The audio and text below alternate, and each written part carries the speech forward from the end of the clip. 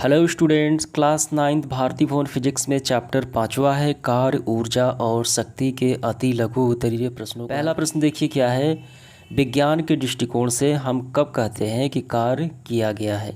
Physics में देखा जाए यानी भौतिक विज्ञान में देखा जाए, कार्य का होना उस स्थिति में कहा जाता है जब किसी पिंड पर, जब किसी वस्तु पर बल लगाया जाए और उस वस्तु का विस्थापन हो, तो वैसी स्थिति में हम कार्य का होना कहेंगे। अगर बल लगाने के बावजूद विस्थापन नहीं होता है, वस्तु जरा से भी आगे की तरफ या पीछे की तरफ नहीं बढ़ पाती है, तो वैसी स्थिति में कार्य नहीं हो पाता है। समझ गए। फिजिक्स में कार्य किसे कहा जाता है? बल लगाया जाए और विस्थापन हो तो वैसी स्थिति में कार्य होना कहा जाता है। तो आपको लिखना है, जब किसी वस्तु पर बल लगे और उस वस्तु पर बल लगने से विस्थापित हो, वो वस्तु विस्थापित यानी उसका विस्थापन हो, तब हम कहते हैं कि कार्य किया गया है। दूसरा देखिए क्या है, जब किसी वस्तु पर लगने वाला बल उसके विस्थापन की दिशा में हो तो किए गए कार्य का व्यंजक लिखें। तो ये कहलाता है धनात्मक कार्य। W = F/s यानी बल इंटू बल के दिशा में तय की गई दूरी, ये कहलाती है विस्थापन। ठीक है, तो ये धनात्मक कार्य हो गया, तो यही आपको लिखना है। और ऋणात्मक में क्या होगा, यहाँ पे सिर्फ माइनस लग जाएंगे। ठीक है, तो यानी बल लगाया गया, किसी वस्तु पर बल लगाया गया, ये बल की दिशा में विस्थापन हो गया। और एक वैसा कार्य होता है कि बल लगाया गया लेकिन बल के विपरीत दिशा में विस्थापन हो गया, तो वो ऋणात्मक कार्य हो जाएगा। तो आपको यही लिखना है क्योंकि ये धनात्मक कार्य है। अगला प्रश्न देखते हैं, तीसरा। किसी वस्तु को 5 न्यूटन बल लगाकर उसे गतिशील किया जाता है। यदि वस्तु अपनी प्रारंभिक स्थिति पर लौटकर वापस आ जाए तो किया गया कार्य क्या होगा। तो यहाँ पे देखिए, बल तो लगाया गया लेकिन उसका विस्थापन जो है वो उसकी प्रारंभिक स्थिति ही हो गई, यानी विस्थापन का मान 0 हो गया। तो वैसी स्थिति में कार्य का मान कितना होगा? 0 हो जाएगा। कैसे होगा, आइए समझते हैं। तो यहाँ पे समझिए, ये एक क्या है, एक वृत्तीय पथ है। यहाँ पे कोई पिंड है यानी कोई वस्तु है, 5 न्यूटन के बल लगने से ये एक बार चक्कर लगाई और पुनः उसी बिंदु पर आकर रुक गई। तो चक्कर तो लगाई लेकिन विस्थापन उसी स्थान पर रुक गई, तो विस्थापन 0 हो गया। तो कार्य का मान कितना होगा? फॉर्मूला क्या होता है? W = F/s। ठीक है, तो W = F का मान कितना है? बल कितना लगाया गया? 5 न्यूटन बल लगाया गया, तो 5 और पुनः उसी बिंदु पर आ जाती है, तो विस्थापन कितना होगा? 0 हो जाएगा। तो इंटू 0 यानी W = कितना हो गया? 0 हो गया, यानी कार्य का मान कितना होगा? 0। चौथा देखिए क्या है, 1 जूल को हमें परिभाषित करना है। किसे कहा जाता है 1 जूल? तो यहाँ पे 1 जूल का मतलब बताना है कि कोई व्यक्ति 1 जूल बोलता है तो उसका मतलब क्या होता है। 1 जूल कार्य की वह मात्रा है जो 1 न्यूटन के बल द्वारा किसी वस्तु को बल की दिशा में 1 मीटर की दूरी से चलाने में किया गया है। क्या समझ में आया? ये कार्य की मात्रा है जो 1 न्यूटन के बल द्वारा किसी वस्तु को बल की दिशा में 1 मीटर तक वो चली जाए, तो उसे कहा जाता है 1 जूल कार्य हुआ है। यानी 1 जूल = 1 न्यूटन मीटर। और ये परिभाषा लिखना है और ये भी आपको लास्ट में लिख लेना है। ठीक है, इसके बाद प्रश्न क्रमांक 5 देखिए। एक पिंड को धरती से किसी कोण पर फेंका जाता है या एक वक्र पथ चलता है और वापस धरती पर आ गिरता है। पिंड के पथ के प्रारंभिक तथा अंतिम बिंदु एक ही क्षैतिज रेखा पर स्थित है। पिंड पर गुरुत्वबल कितना कार्य किया गया? काफ़ी आसान सवाल है, तो आइए इसको हल करते हैं। तो सबसे पहले आपको करना है कि जो इसमें कहा गया, आइए उसको पहले समझते हैं। एक पिंड को धरती से किसी कोण पर फेंका जाता है या एक वक्र पथ पर चलता है और वापस धरती पर आ गिरता है। यहाँ पे देखिए, ये एक पिंड है और ये एक कोण पे, यानी ये क्या है, ये थीटा है, और यहाँ से फेंका जाता है तो ये एक वक्र पथ बनाता हुआ पुनः धरती पर यहाँ पे आ गिरता है।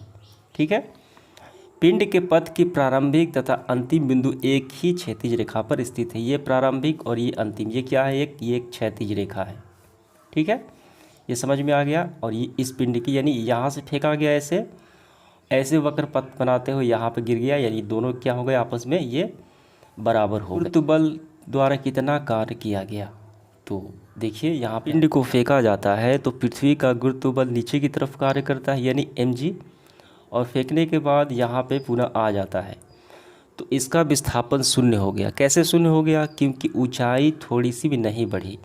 इस बिंदु से फेंका गया तो इसी बिंदु पे आ गया, यानी हम यहाँ पे ऊंचाई देखेंगे।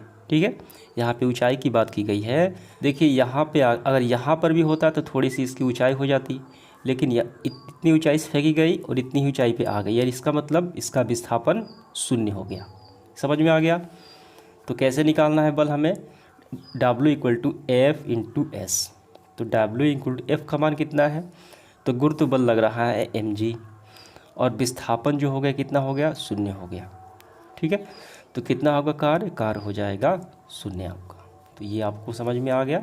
तो आपको लिखना है पिंड पर गुरुत्व बल ऊर्ध्वाधर दिशा में लगता है। देखिए ऊपर की तरफ लगता है और इस दिशा में पिंड द्वारा विस्थापन शून्य है, अतः कार्य भी शून्य होगा। तो ये आपको पूरा ड्रॉ कर लेना है। इसके बाद 6 नंबर प्रश्न देखिए क्या है। पृथ्वी के चारों ओर घूमते हुए किसी उपग्रह पर गुरुत्व बल द्वारा कितना कार्य किया गया? तो आइए इसको पहले हम लोग डायग्राम की मदद से समझ लेते हैं। तो प्रश्न में कहा गया है कि पृथ्वी के चारों ओर कोई उपग्रह है, वो घूम रहा है, तो उस उपग्रह पर गुरुत्व बल कितना कार्य किया गया। तो यहाँ पे पृथ्वी है सेंटर पे और यहाँ पे उपग्रह है, इसकी चक्कर ऐसे लगाता है ये उपग्रह पृथ्वी का। तो पृथ्वी द्वारा उपग्रह पर ये जो गुरुत्व बल F कार्य किया गया, और यहाँ पे एंगल कितना बन रहा है? 90 अंश का बन रहा है। तो जब बल लगेगा इस तरफ, तो बल का विस्थापन देखिए, बल लंबवत लग रहा है तो विस्थापन कैसे होगा? वृत्तीय हो जाएगा। ये कॉन्सेप्ट है। बल अगर लंबवत लग रहा है किसी वस्तु पर तो उसका विस्थापन ऐसे वृत्तीय होता है, यानी विस्थापन कितना हो गया? S हो गया। ठीक है, तो और यहाँ पे कोण कितना बना? 90 अंश का बना। तो हमें क्या निकालना है? गुरुत्व बल द्वारा कार्य निकालना है। तो हमें क्या निकालना है? गुरुत्व बल द्वारा कितना कार्य किया गया, यानी W = कितना होता है? F/S होता है। तो F का मान कितना है? F का मान तो F ही रहेगा, लेकिन S का मान कितना है? बल लगने से विस्थापन इस तरफ हुआ और अंश भी कितना है? 90 अंश है, तो कोस 90 हो जाएगा। ठीक है, S के स्थान पे। तो कोस 90 का मान कितना होता है? कोस 90 का मान होता है 0। तो बल का मान कितना हो गया? 0 हो गया। ठीक है, W = 0 आ गया जूल। तो ये आपको समझ में आ गया। तो उपग्रह द्वारा गुरुत्व बल द्वारा कितना कार्य किया गया? 0 कार्य किया गया। तो आपको ये बात लिखना है, किया गया कार्य 0 होगा, क्योंकि उपग्रह पर गुरुत्व बल और उपग्रह का विस्थापन हमेशा एक दूसरे के क्या होते हैं? लंबवत होते हैं। मैंने अभी आपको बताया बल ऐसे लग रहा है तो विस्थापन ऐसे होगा, क्योंकि ये लंबवत है। इसके बाद प्रश्न क्रमांक 7वां देखिए। किसी वस्तु का त्वरण 0 हो सकता है चाहे उस पर कई बल कार्य कर रहे हों। क्या आप इससे सहमत हैं? बताइए क्यों। तो इसका आंसर होगा हाँ, सहमत है, क्योंकि यदि किसी वस्तु पर लगने वाला सभी बल का परिणामी 0 हो तो वस्तु का त्वरण भी 0 होगा। तो आइए इसको अच्छे से समझ लेते हैं। देखिए यहाँ पे यदि बाह्य बल, यदि कोई वस्तु पर बाहरी असंतुलित बल का मान 0 होगा तो उसका त्वरण 0 होगा। क्यों होगा? क्योंकि वेग परिवर्तन नहीं होगा। देखिए यहाँ पे समझिए, ये कोई पिंड है, ये कोई वस्तु है और इस पर कोई बल लगा, इस पर बल लगा, तो उस बल का मान कितना है? असंतुलित बल है, लेकिन उसका बल का मान 0 है, ना के बराबर है। तो वेग, जब बल 0 होगा तो वेग, मान लीजिए इसका वेग है 5 मीटर प्रति सेकंड। ठीक है, और वेग लगाने से 10 सेकंड बाद वेग परिवर्तन नहीं हुआ, क्योंकि बल जो है वो असंतुलित है। बल क्या है? उसका मान 0 है। तो 0 होने के कारण वेग परिवर्तन नहीं हुआ, तो वेग उतना ही रहेगा, 5 मीटर प्रति सेकंड स्क्वायर 10 सेकंड के बाद उतना ही रहेगा। तो त्वरण हमें निकालना है। त्वरण का मान कितना होगा? तो त्वरण का फॉर्मूला क्या होता है? वेग परिवर्तन की दर। ठीक है, v2 - v1/t। v2 कितना है? 5 है। v1 कितना है? ये भी 5 है। समय कितना है? 10 है। 5 में से 5 गए 0/10, तो मान कितना आ गया? 0 आ गया। तो a का मान आ गया 0। त्वरण 0 हो गया। कब हो गया? जब वेग परिवर्तन नहीं हुआ। वेग परिवर्तन कब नहीं होता है? जब बल असंतुलित हो और उसका मान 0 हो। ठीक है, ये समझ में आ गया आपको। तो ये आपको ये पूरा लिखना है और ये भी आपको ड्रॉ कर लेना है सारा। इसके बाद देखिए 8वां क्या है। किसी वस्तु की गतिज ऊर्जा के लिए हमें व्यंजक लिखना है। काफ़ी आसान सवाल है ये। तो गतिज ऊर्जा का व्यंजक ये रहा, energy of kinetic equal to 1/2 यानी हाफ mv²। m मतलब द्रव्यमान, v मतलब चाल या वेग होता है, स्क्वायर है, ठीक है। तो ये आपको ये पूरा लिखना है। इसके बाद देखिए प्रश्न क्रमांक 9 क्या है, क्या किसी वस्तु की गतिज ऊर्जा का ऋणात्मक मान हो सकता है। तो यहाँ पे समझिए गतिज ऊर्जा का मान ऋणात्मक नहीं हो सकता। क्यों नहीं हो सकता?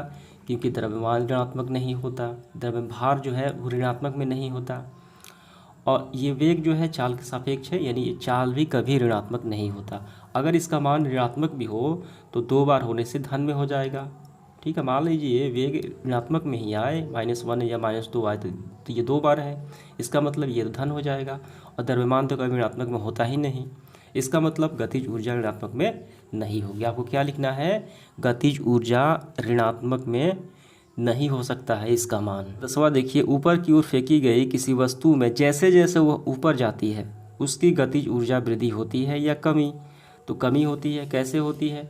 मान लीजिए कोई वस्तु है, यहाँ से उसको ऊपर फेंका जा रहा है तो नीचे क्या कार्य करेगा, गुरुत्वीय बल नीचे की तरफ कार्य करेगा, और विस्थापन हो रहा है ऊपर, यानी इसकी गतिज ऊर्जा बढ़ रही है, लेकिन गुरुत्वीय बल नीचे की तरफ कार्य कर रहा है, ठीक, उल्टे कार्य कर रहा है, तो उसको क्या करेगा, विरोध करेगा। तो एक बिंदु ऐसा आ जाएगा, धीरे धीरे गतिज ऊर्जा कम होगी और यहाँ पे रुक जाएगा और पूरा नीचे की ओर गिरने लगेगा। जब जैसे जैसे ऊपर जाएगा तो इसका गुरुत्वीय जैसे जैसे ऊपर जाएगा तो गतिज ऊर्जा में कमी है। इसके बाद देखिए प्रश्न क्रमांक 11 क्या है, समान द्रव्यमान की दो वस्तुओं को h तथा 2h ऊंचाई पर रखा गया है, उनकी स्थितिज ऊर्जा का अनुपात क्या होगा। तो यहाँ पे ध्यान देना होगा, स्थितिज ऊर्जा वस्तु के द्रव्यमान पर भी डिपेंड करती है, लेकिन यहाँ पे द्रव्यमान तो बराबर है, लेकिन ऊंचाई एक की कम और एक की दुगनी है। तो क्या स्थितिज ऊर्जा का अनुपात हमें ज्ञात करना है। तो यहाँ पे देखिए, तो पहले वस्तु की ऊंचाई h है, दूसरे की कितनी है, 2h है। h से h कैंसिल आउट हो गया तो कितना बचा, 1:2 बचा। तो स्थितिज ऊर्जा का अनुपात कितना हो गया, 1:2 हो गया, ठीक है। इसके बाद देखिए 12 नंबर, क्या किसी वस्तु की स्थितिज ऊर्जा ऋणात्मक हो सकती है। तो बिल्कुल नहीं। जब गतिज ऊर्जा ऋणात्मक नहीं हो सकती तो स्थितिज ऊर्जा भी ऋणात्मक नहीं होती, नहीं हो जाएगा। 13 देखिए, ऊर्जा कार्य करने की क्षमता है, तो कार्य करने की समय दर को क्या कहा जाता है, शक्ति यानी पावर कहा जाता है, ठीक है। 13 हो गया। इसके बाद देखिए प्रश्न क्रमांक 14 है, कोई पिंड एक निश्चित ऊंचाई से गिराया जाता है, गिरते समय किस प्रकार की ऊर्जा का रूपांतर हो रहा है।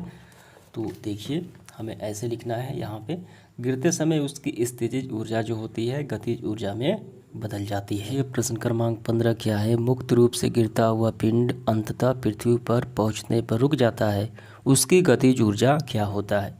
तो इसे आपको आंसर करना है, पिंड की गतिज ऊर्जा ऊष्मा और ध्वनि ऊर्जा में परिवर्तित हो जाएगी। मान लीजिए कोई पिंड ऊपर से नीचे गिर रहा है, तो धरती से टकराने के बाद क्या होगा, वो गतिज ऊर्जा यानी टक्कर के बाद जो टकराएगा तो ऊष्मा उत्पन्न होगी और उसमें साउंड भी उत्पन्न होगा, आवाज़ उत्पन्न होगा, ठीक है।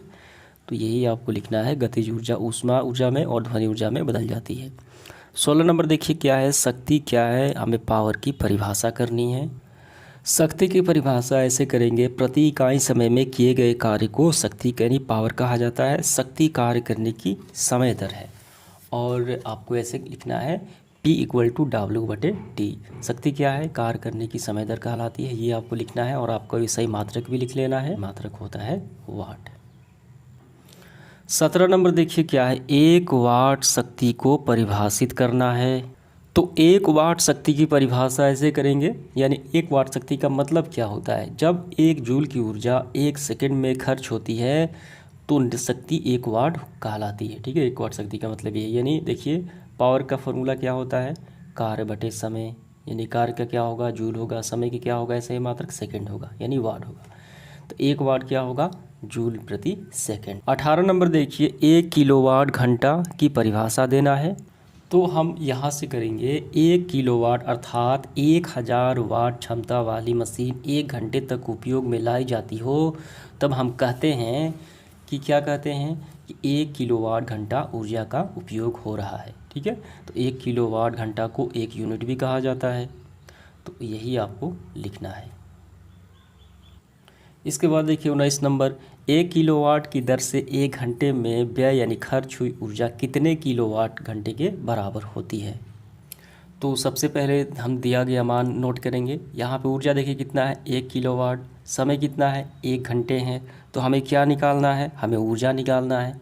तो पहले दिया गया मान हम लिखेंगे, इस तरीके से लिखेंगे, शक्ति 1 किलोवाट, समय 1 घंटा। तो ऊर्जा का फॉर्मूला शक्ति इंटू समय, तो शक्ति कितना है 1 है, समय कितना है 1 घंटा है, तो कितना हो गया, तो ये हो गया 1। ठीक है, तो हम देखिए यहाँ पे ये किलोवाट है और ये घंटा है, तो 1 किलोवाट आवर ऐसे लिख सकते हैं। ठीक है, इसके बाद 20 नंबर देखिए, ऊर्जा रूपांतर की दर को क्या कहते हैं, शक्ति कहा जाता है। 21 देखिए, यदि दो व्यक्ति, काफ़ी ध्यान से समझना है, दो व्यक्ति हैं, 50 केजी द्रव्यमान की दो वस्तुओं को अलग अलग 2 तथा 5 मिनटों में 50 मीटर की ऊंचाई पर ले जाते हैं। ठीक है, दो व्यक्ति हैं और दो वस्तुएं हैं जिनका द्रव्यमान 50 केजी है और अलग अलग समय में लेकिन ऊंचाई समान है, 50 मीटर ऊंचाई पर ले जाते हैं। तो वस्तु पर किस व्यक्ति द्वारा किया गया कार्य अधिक होगा, तो इसका आंसर है किया गया कार्य समान होगा। कैसे होगा आइए समझते हैं। तो कार्य जो है वो समय पे डिपेंड नहीं करता, वो द्रव्यमान और ऊंचाई पे डिपेंड करता है। द्रव्यमान दोनों का समान है, 50 केजी है, और ऊंचाई भी दोनों का समान है। तो यहाँ पे देखिए ये धरातल है और ऊंचाई यानी 50 मीटर है। दो वस्तुओं को ले जाया जाता है अलग अलग समय में, लेकिन ऊंचाई 50 मीटर यहाँ पर ले गया गया, तो यहाँ पर ले जाया गया। हम जानते हैं कि इस ऊंचाई तक ले जाने पर वस्तु की कार्य जो है स्थितिज ऊर्जा में संचित होता है। स्थितिज ऊर्जा जो है, तो कार्य जो हो गई वो स्थितिज ऊर्जा में संचित हो जाती है। तो P ये बराबर हो गए, तो फार्मूला क्या होता है mgh। पहला निकालेंगे W1, तो क्या है m पहले का द्रव्यमान है 50 केजी। ठीक है, गुरुत्वीय त्वरण का मान हम 10 लेंगे। h देखिए ऊंचाई कितनी है 50 है, तो 25 जूल आ गया, 2500 जूल आ गया। फिर वैसे ही दूसरे कार्य के लिए भी कितना है, तो जो द्रव्यमान है बराबर है 50 से और गुरुत्वीय त्वरण 10 लेंगे और ऊंचाई सेम है, तो 50 आगे उतना ही 2500 जूल। इसलिए W1 इक्वल टू W2 दोनों क्या होंगे, बराबर होंगे। तो आपको क्या लिखना है, किया गया कार्य समान होगा। इसके बाद देखिए प्रश्न क्रमांक आखिरी है सेशन का। यदि किसी मशीन को 5000 जूल कार्य करने में 10 सेकंड का समय लगता है तो उसकी शक्ति क्या होगी। काफ़ी आसान सवाल है ये। तो यहाँ पे शक्ति का फॉर्मूला कार्य बटे समय। कार्य कितना है, तो कार्य है 5000 आपका, समय कितना है 10 सेकंड है, 0 से 0 कैंसिल आउट, तो कितना होगा 500। क्या है ये वाट है, शक्ति है तो पावर निकल गया 500 वाट। तो उम्मीद करता हूँ सारे सवाल आपको काफ़ी अच्छे से समझ में आ गए होंगे। धन्यवाद।